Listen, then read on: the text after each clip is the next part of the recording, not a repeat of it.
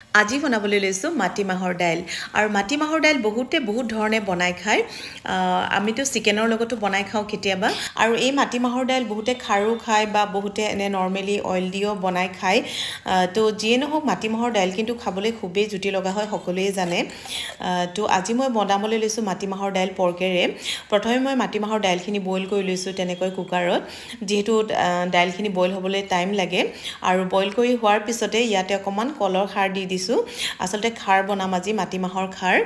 তো এইখিনি ৰেডি হৈ গ'ল নেক্সট মই কেৰাহী এটাত অকমান অইল দিছোঁ তাতে দিছোঁ আদা নহৰু পেষ্ট অকমান দি মেলি এইখিনি ভালকৈ ফ্ৰাই কৰি তাতে দিছোঁ এয়া মোৰ ড্ৰাই পৰ্ক আছিলে অকমান তো এই ড্ৰাই পৰ্কৰে বনাম আজি তো এই পৰ্কখিনি ভালকৈ ভাজি ললোঁ পৰ্কৰ যেহেতু ফেটছ আছে গতিকে তেল এক্সট্ৰা দিবৰ দৰকাৰ নাই তো ইয়াতে হালধিও দিলোঁ অকমান তেনেকৈ হালধি দি মেলি ভালকৈ ভাজি ললোঁ আৰু এইখিনি যেতিয়া ভজা হ'ল উঠাই ৰাখিলোঁ